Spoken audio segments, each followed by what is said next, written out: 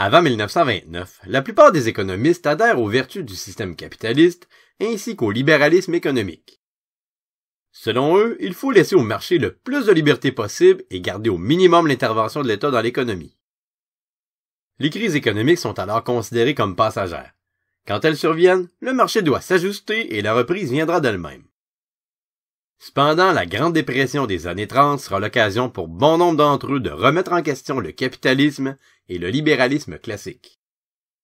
John Maynard Keynes, un économiste britannique, est d'avis que l'État doit jouer un rôle important dans l'économie. Selon son école de pensée, le keynésianisme, la situation d'équilibre entre l'offre et la demande ne reviendra pas d'elle-même. En période de crise économique, l'État doit plutôt jouer un rôle stabilisateur et stimuler la consommation en augmentant ses propres dépenses et en réduisant ses impôts, quitte à créer des déficits budgétaires. De cette façon, il stimule la demande, ce qui amène une hausse de la production et diminue ainsi le chômage. Le Canada est un des premiers pays à mettre en pratique certains principes du keynésianisme dès la fin des années 1930.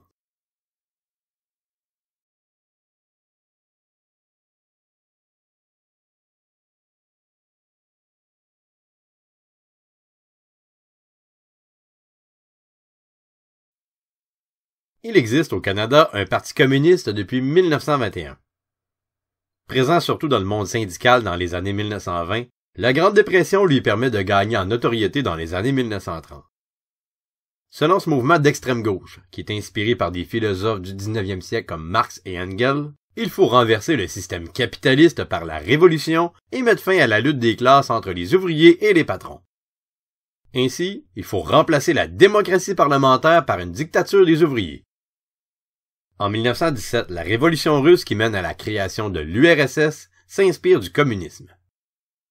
Au Canada, dans les années 1930, le Parti communiste est considéré illégal, ce qui explique l'arrestation de plusieurs de ses dirigeants. Un autre mouvement de gauche gagne en popularité dans les années de crise. Il s'agit du socialisme. Moins radical que le communisme, il ne rejette pas complètement le capitalisme et la démocratie. Il propose toutefois de réduire les inégalités sociales par une intervention accrue de l'État dans l'économie. Au Canada, un parti socialiste est fondé en 1932, le Cooperative Commonwealth Federation.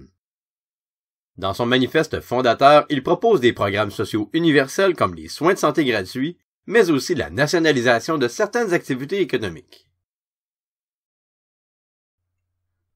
Le fascisme, quant à lui, est un mouvement de pensée d'extrême droite qui se manifeste pendant les années 30.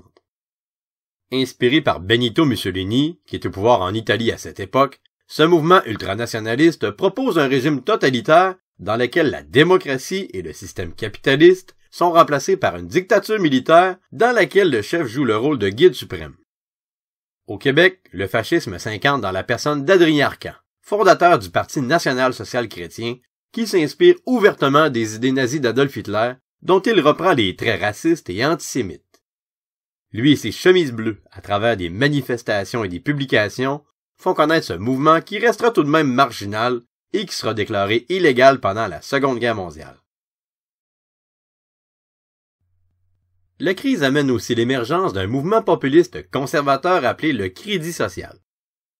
Pour relancer l'économie, il propose entre autres mesures de stimuler la consommation en faisant la distribution d'argent à la population sous la forme d'un crédit social. Ce mouvement deviendra un parti politique qui est surtout populaire dans l'Ouest canadien.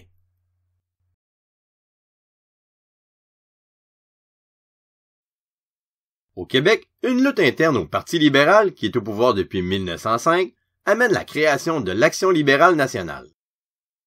Inspiré par le programme de restauration sociale de l'Église, ce parti politique forme une alliance électorale avec le Parti conservateur de Maurice Duplessis lors des élections de 1935. Même si les libéraux conservent le pouvoir, des scandales forcent la démission du premier ministre Taschereau l'année suivante, ce qui entraîne le déclenchement de nouvelles élections. Cette fois, l'Action libérale nationale et le Parti conservateur fusionnent pour former un nouveau parti, l'Union nationale. Maurice Duplessis est choisi chef et remporte les élections. Il est au pouvoir entre 1936 et 1939. Devenu premier ministre, Duplessis reprend certains thèmes de l'Action libérale nationale comme la promotion du mode de vie rural, ce qui fait qu'il obtient l'appui du clergé. Par exemple, il met en place le programme du Crédit agricole afin d'aider les cultivateurs à moderniser leurs équipements et il encourage la colonisation. Par contre, il renie plusieurs principes de l'Action libérale nationale comme la nationalisation de l'électricité et son mandat est marqué par des politiques conservatrices comme la lutte au syndicalisme et au communisme.